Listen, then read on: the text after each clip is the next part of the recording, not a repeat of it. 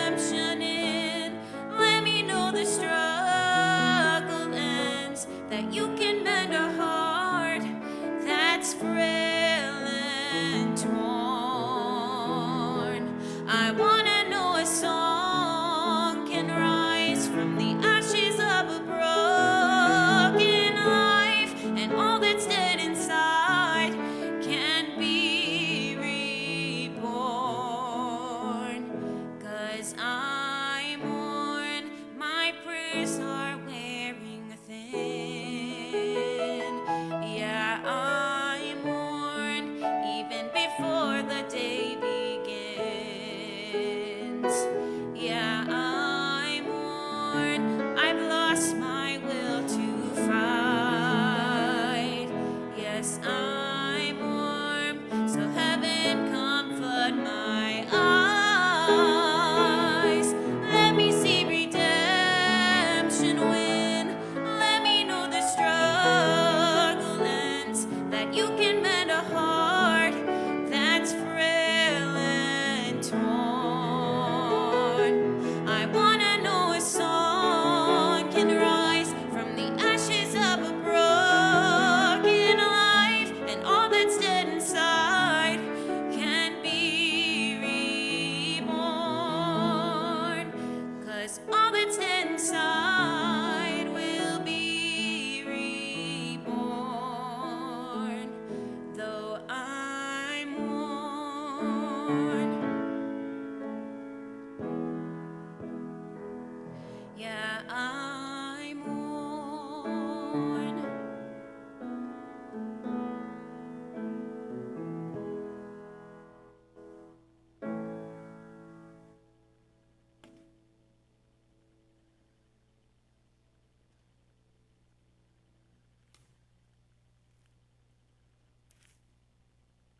Over these next several minutes, we are going to be meditating on the ideas of grief, isolation, and also on our Christmas story.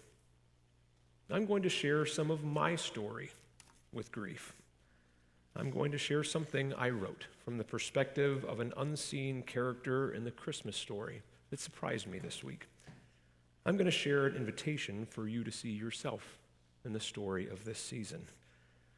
In between each of these times that I talk, we are going to be singing one verse of one of my very favorite Christmas hymns, O Come, Emmanuel. And when this music is playing, you can choose whether you want to sing or whether you just want to listen. But this is the one hymn that you have a chance to sing with us tonight. There's no obligation to stand. You can stay seated if that's more comfortable.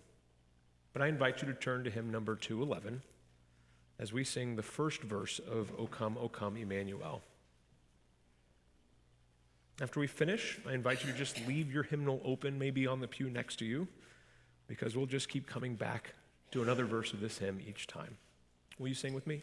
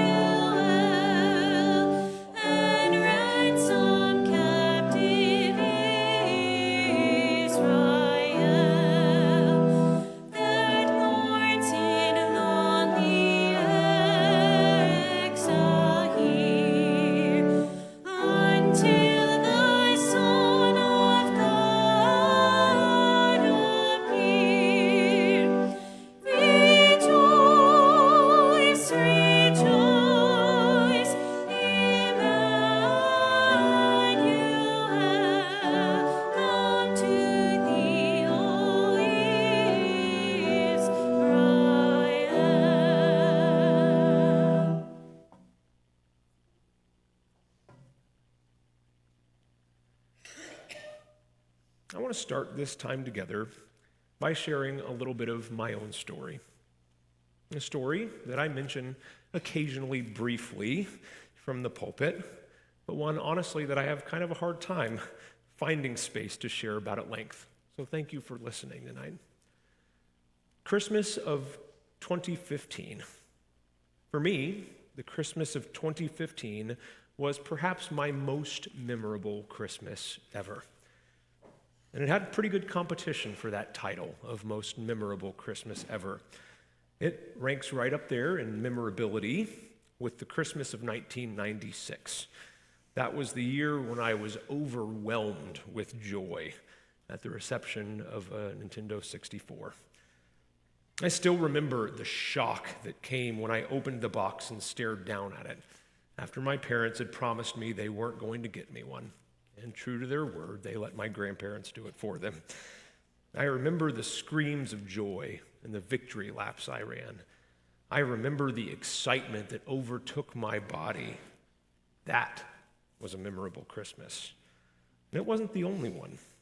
Another of my Christmases that ranks right up there in memorability was the Christmas of 1998, when my parents decided that we wouldn't exchange gifts at all as a family, but instead that we'd go on a week-long cruise together. They found one really cheap and just went for it. And I still think it's one of the best ideas they ever had. I remember snorkeling in Cozumel on Christmas morning. I remember seeing a giant grouper fish that my adolescent mind interpreted as bigger than a school bus sized. I remember diving down so deep in the crystal clear water, I saw the bottom and thought I could get there. But I remember diving down so deep and my head feeling like it was going to explode from the pressure when you get down deep. I remember lying down on the white sand after a long day, simply exhausted from having played my heart out for hours, head sore from the diving, heart full from all the fun. That was a memorable Christmas. But perhaps the Christmas of 2015 was my most memorable Christmas, but for a very different reason. 6 months before that Christmas in 2015, my mom, who besides raising me, being my template for unconditional love and a constant source of love in my younger life, had also served the function of being one of my very best friends in my adult life, too. She was in her early 50s, and she had been diagnosed that June with stage 4 ovarian cancer. The doctor said she had a 50-50 chance of living 5 years. About 3 months into the treatment, and after a good deal of chemo, my mom had a surgery that September that confirmed that the cancer was not even a trace of it left in her body. The treatment had exceeded every expectation. And after another several rounds of chemo, the doctors were now cautiously using words like remission, phrases like cancer-free. They even let my mom ring the bell on December 14th. You know, the little bell, ding. She rang the bell. You guys know the bell? The kind they have both at Long John Silver's and on cancer wards for you to let the doctors or fish fryers know that they've done a good job. The sign that either your meal or your cancer treatment is complete. The symbol that you are now either hunger-free or cancer-free. That bell, she got to ring that bell, the cancer one, not the fish one. That was December 14th. Exactly a week later, on December 21st, the winter solstice, the longest night of the year, was a formality.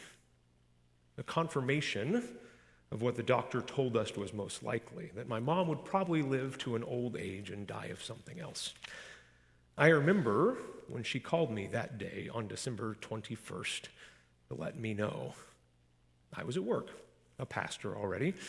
I had a youth who was interested in becoming a pastor himself, who was job shadowing me that day, a really nice kid. I was chipper in my tone when I answered the phone. Uncharacteristically, though, my mom was not reciprocating that tone. Long story short, that day went from a cheery Advent day filled with job shadowing, preparations for the Christmas Eve service, to the single saddest day of my life. Not only was my mom not cancer-free, the scan revealed, in fact, that she was cancer-full, more than when she had started any treatment in the first place just 6 months before. She was going to die. And instead of years, like we had at least expected up front, it would be just a couple of months. So I quickly sent my job shadower home before heading promptly back to my house, where I'd accidentally break my pinky pounding on my dresser. And that pain paled in comparison to the pain that I was feeling inside. I had never felt that alone or scared or sad.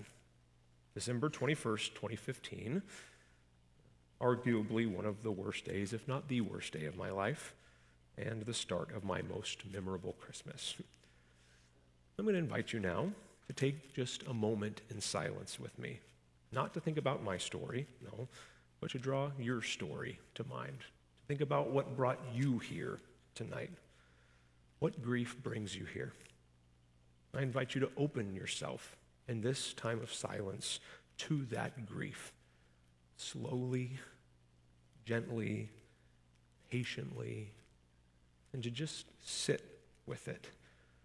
After a minute or two in silence, we'll break our silence by singing the second verse of O Come, Emmanuel.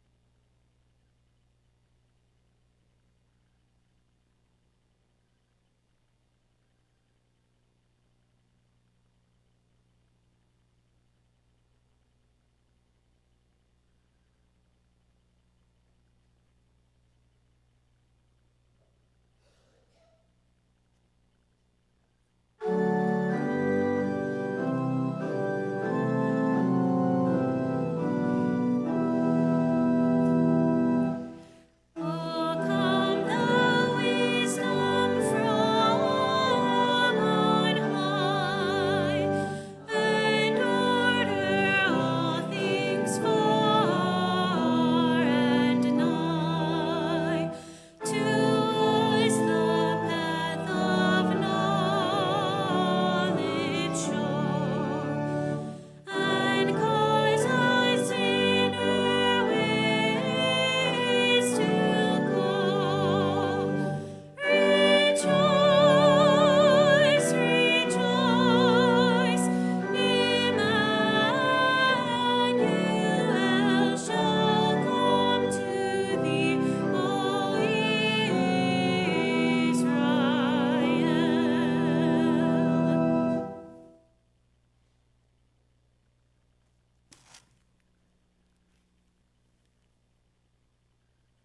You know, it's no wonder that grief feels so isolating this time of year.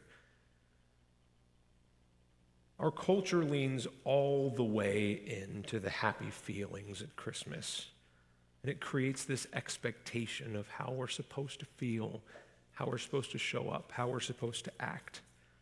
Marketers have caught on to this and dumped gasoline on these fires of expectation, fueling full industries to exploit these feelings and expectations. This exploitation makes us feel even more pressure to give even more, to spend even more, driving us only further and further away from feeling whatever it is we need to feel. And actually, we see this same thing even in church sometimes too. Not the same insistence on profits and stuff, but the insistence on prophecies and ideals, hope, joy, love, peace, happy, transcendent music, cute children's pageants. We even see it in our scriptures, cosmic signs in the highest of heavens of something big, subtle signs in the depths of a womb of prophecies fulfilled, men struck dumb women singing hymns of praise, lowly shepherds and pagan stargazers, great kings alike, all know that something big and holy and good is happening. There's a pressure, it seems, for us to see it too. Sometimes a pressure that might make us feel even further away from feeling whatever it is we need to feel right now. But sometimes, even with all this pressure, we don't see it. Sometimes we don't feel it, that thing we're supposed to see and feel. And even in these transcendent stories in our holy text, we have a hard time finding others who reflect our reality and our pain, who can sit with us in our pain, who are searching for the signs and looking to the stars, but who still simply feel lost and empty and alone, who are longing for some prophetic word, but whose cries to God feel like they're falling on deaf ears, who are searching and waiting with all their might, but without any neat or cosmic resolution to those cries. I'm going to invite you now to take another moment in silence with me, not to bring up some grand prophecy or sign or gift that was given in our scriptures that first Christmas, but to draw to mind what it is that you come seeking from God today. What's the longing in your heart that's brought you to this seat you're sitting in? I want to invite you to remember that longing's not going to magically be fulfilled. It's not going to go away. But I invite you to be aware of that longing within you, slowly, patiently, and to sit with it. I invite you to do that in this time of silence. Afterward, we'll break our silence by singing the 5th verse of O Come, Emmanuel.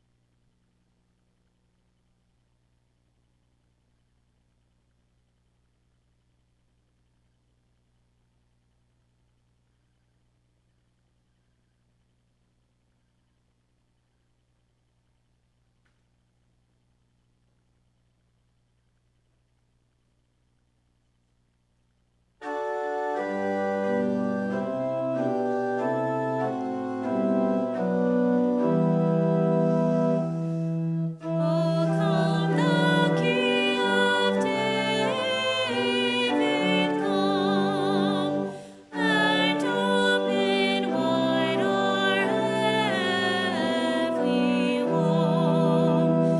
The captives from their prison free, and conquer death's deep misery. Rejoice, rejoice, Emmanuel shall come to thee, O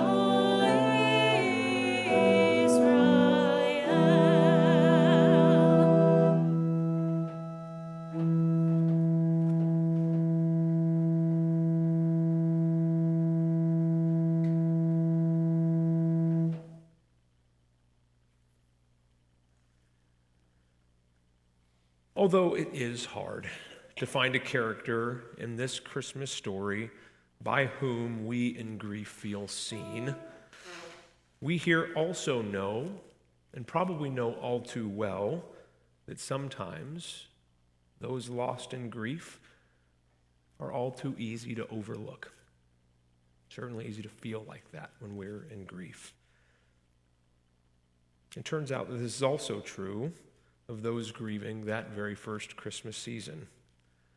This is a story that I have read countless times, a Christmas story, since my early childhood, and that I have preached on many times too. And even with all of that, it wasn't until this week that I finally found a griever in that story.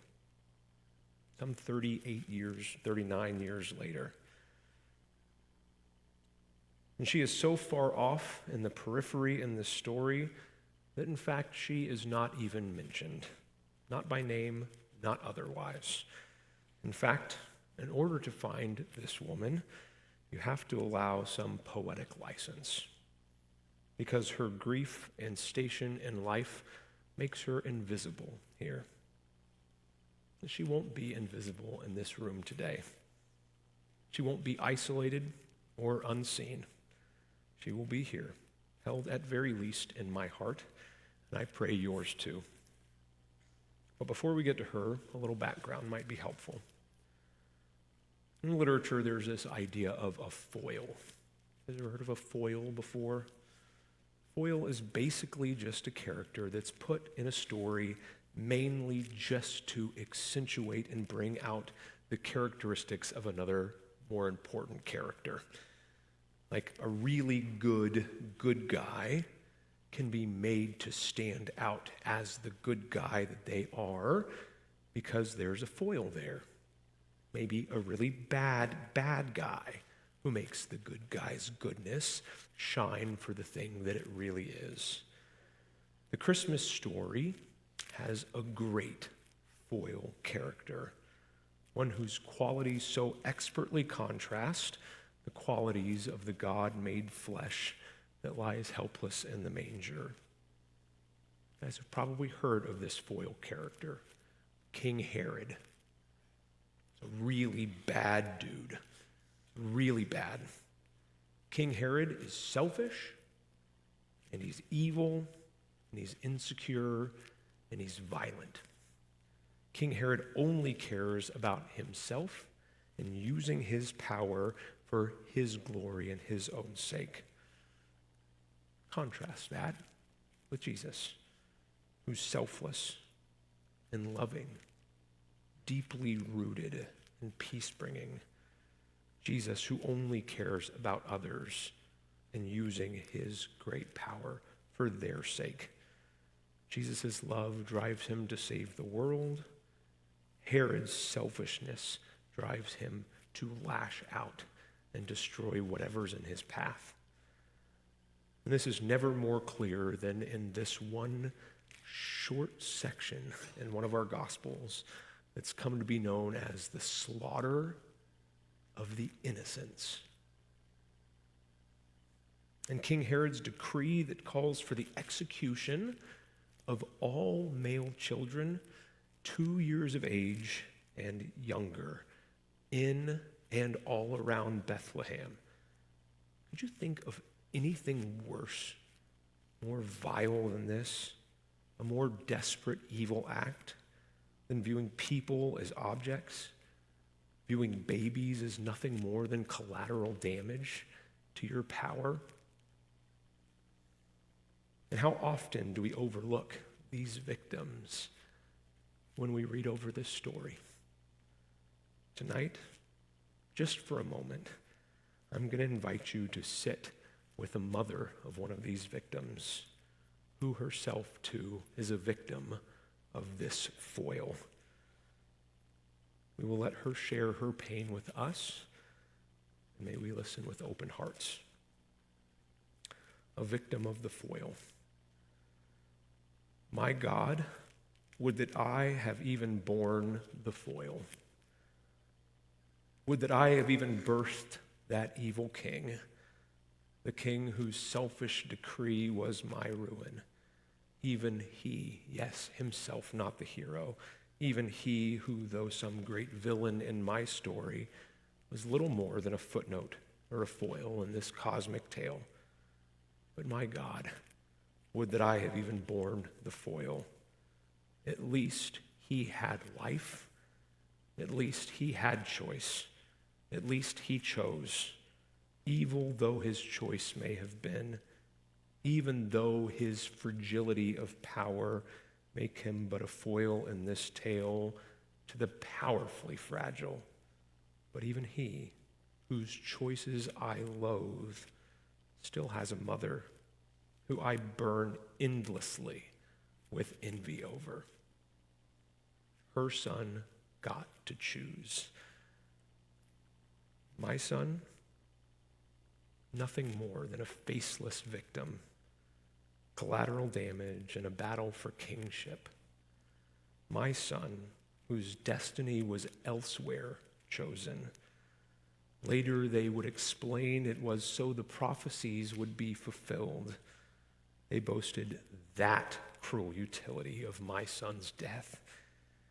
Well, the prophecies may be fulfilled, but may I never be again. The joys of this story wax poetic. A Savior has come. Emmanuel. God is with us. But what comfort is that to me? If God is indeed with us, why has his coming only brought pain to me? Me, a faceless mother, of a choiceless victim, of a fragile foil, of a God who may be with us, but to me, who has never felt more distant.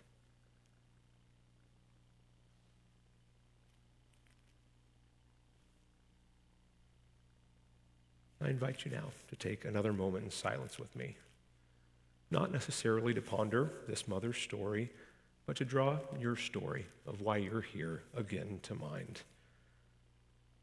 How does it feel to know that even that very first Christmas, those triumphant signs, the high speech, the stars leading, that there were others that knew nothing besides grief? How does it feel to see another in their grief that first Christmas? How does it feel to have that too represented at Christmas time? I invite you to open yourself to that feeling of being seen, slowly, patiently, and to sit with it. After a minute or two in silence, we'll break our silence by singing the 6th verse of O Come, Emmanuel.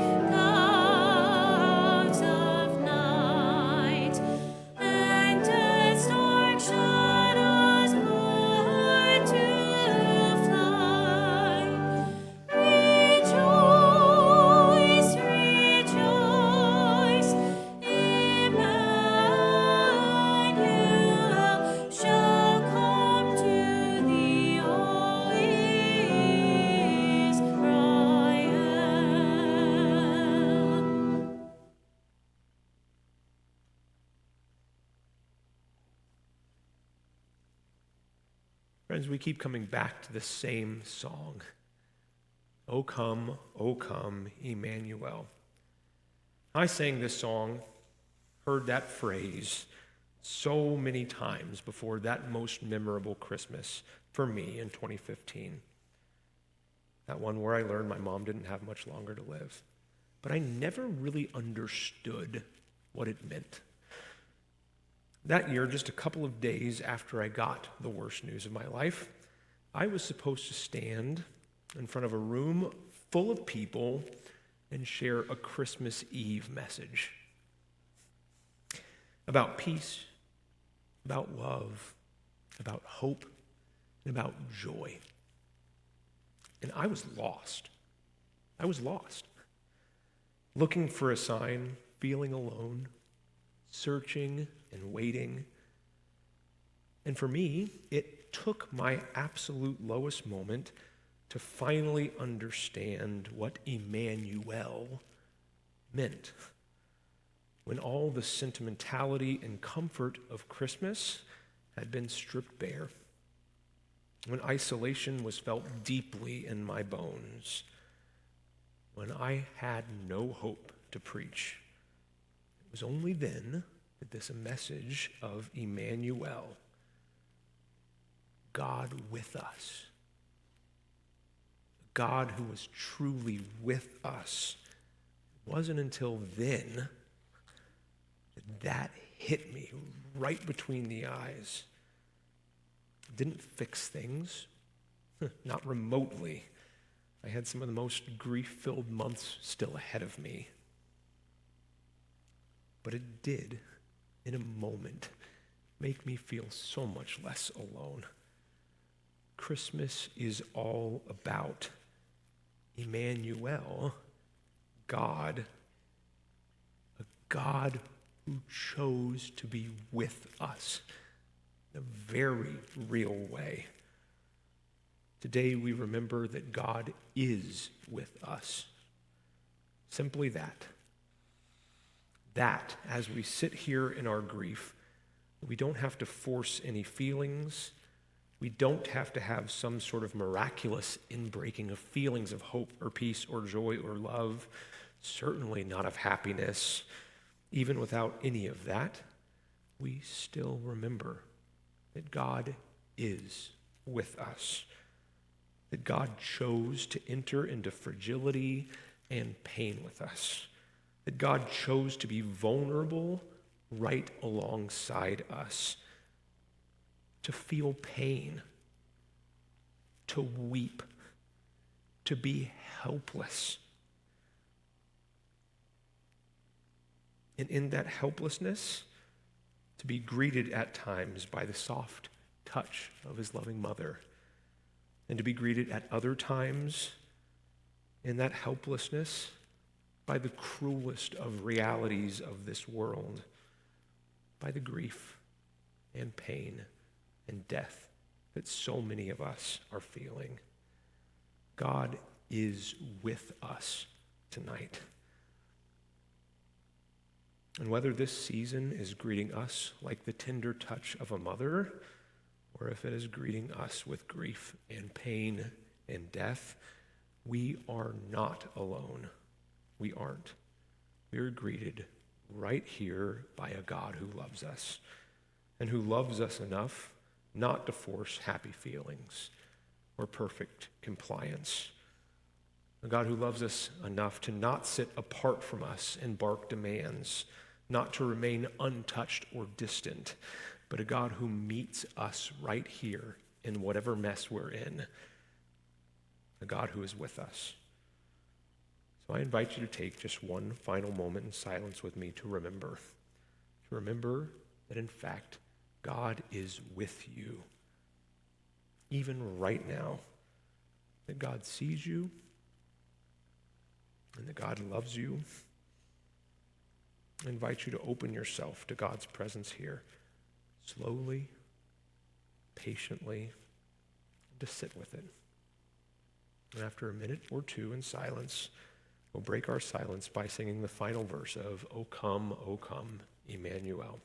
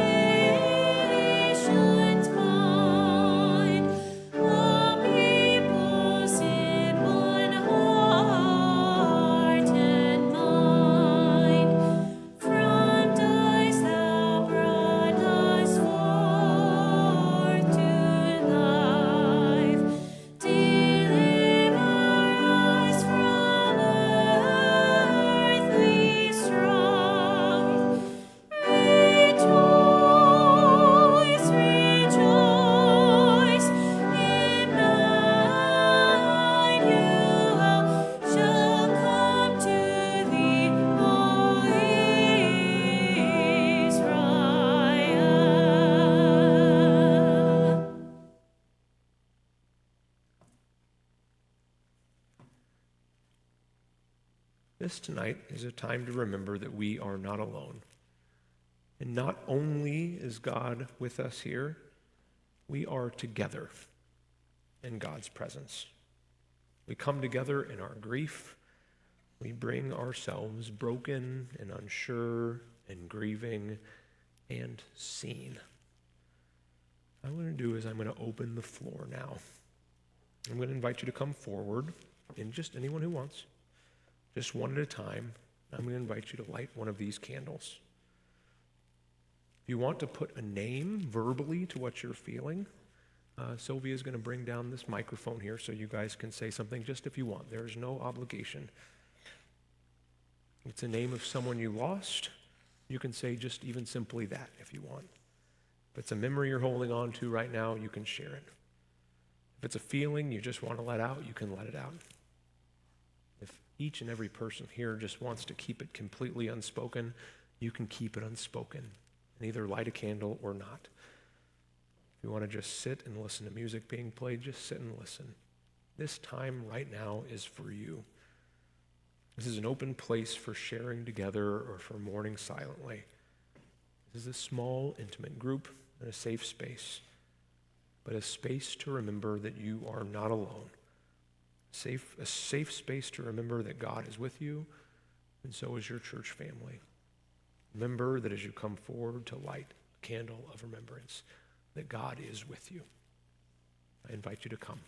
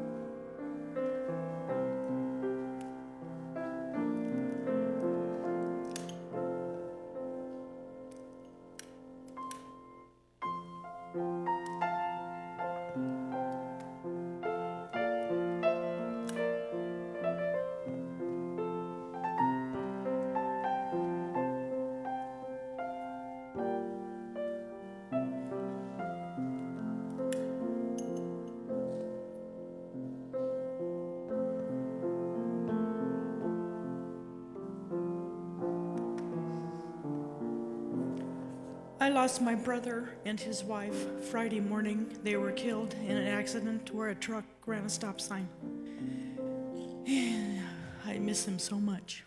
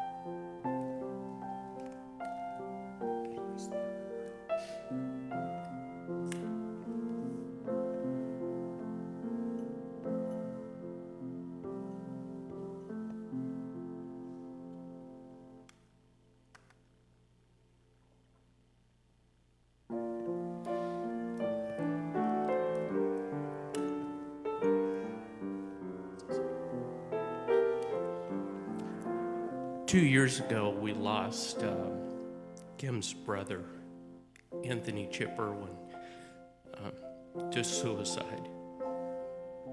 It's been very hard on our family.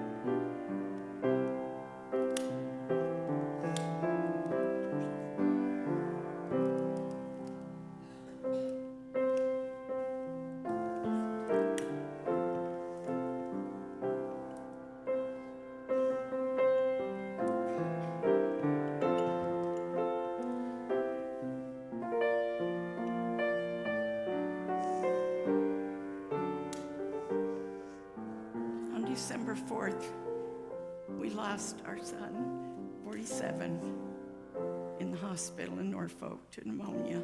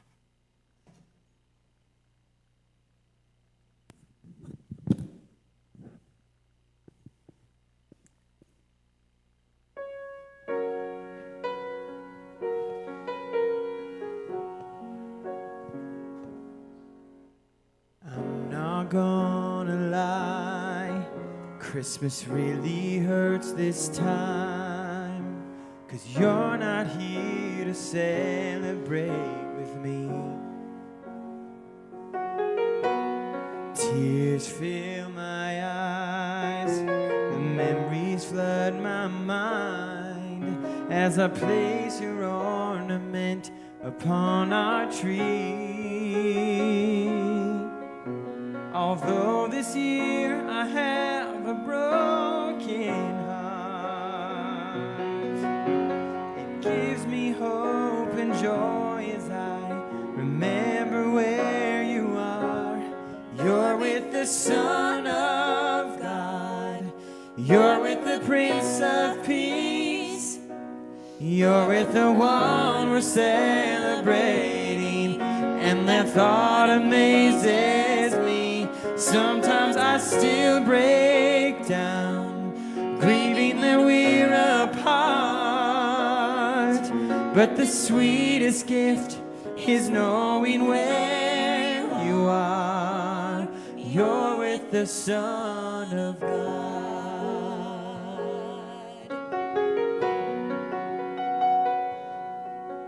Got your picture in the frame, a stocking with your name. Oh, God knows it's been hard letting go. Now I can't bring you back, but I'll see you again. And all that thought is healing to my soul. I'll miss making angels with you in the snow. I guess instead you will be singing with them all around God's throne. You're with the Son of God, you're with the Prince of Peace, you're with the one we're celebrating, and that thought amazes me. Sometimes I still break down, grieving that we're apart. But the sweetest gift is knowing where you are. You're with the Son of God.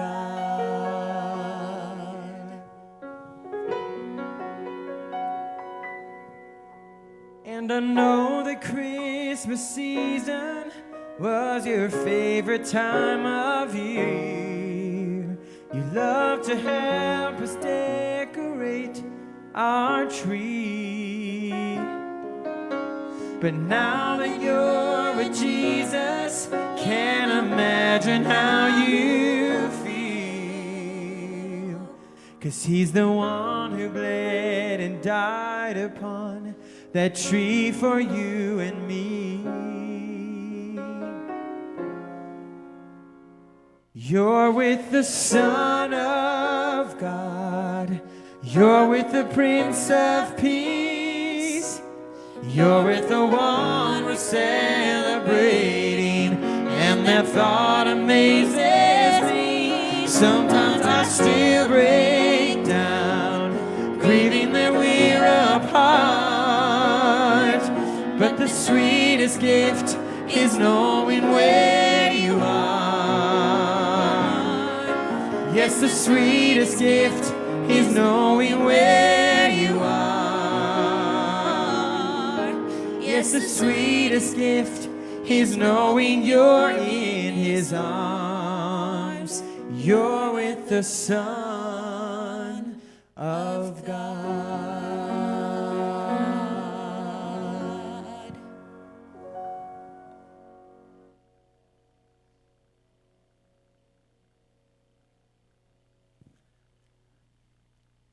I really do find a great deal of comfort in the words of that song. A reminder that even those we have loved most dearly, who have passed on, are with God in a very real way. And we remember that Emmanuel, God is with us. We're together here in this place. And we see these lights as a symbol of many of us lit those lights on behalf of somebody that's gone before. And we feel their presence in a very real way with us. Those moments when the veil between heaven and earth is thin, pretty holy and special. As our service draws to a close, I'm going to invite you to listen to what is probably my very favorite hymn. The hymn is "It Is Well." You guys familiar with that one? This hymn cemented itself as the most important hymn in my life when there was this guy, and he was offering pastoral care for my family. And I didn't expect it to be particularly good pastoral care necessarily, but it was. It was the best I'd ever received. He simply gathered us together, and we sang this hymn, that it is well. And we're not going to sing it tonight. We're going to listen to it on trombone. But since that was present at the deathbed with my mom, I have sung it at so many deathbeds since then with people. And even many people from this very church who have passed on in the last year and a half since I've been here. Those moments when the veil between heaven and earth are thin. And I have only become more convinced the more times I'm in that situation that God is good, God will redeem us and make us whole and bring us together again. So as you listen to It Is Well, I invite you to just know that God is present and God offers that hope to us. Take this time simply to be. After they're done, you can stay in this space as long as you'd like. I'm not going to say any more words, but Jamie will play a little, but stay here as long as you need.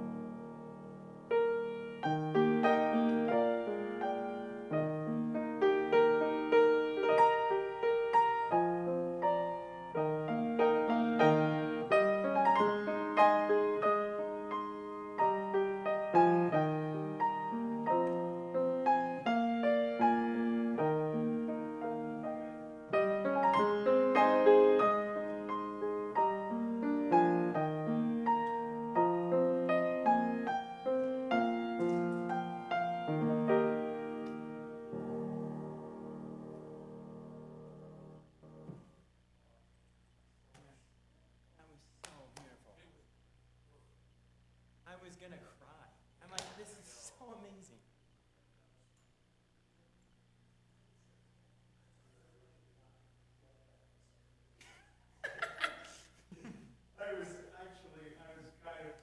Thank you, Randy.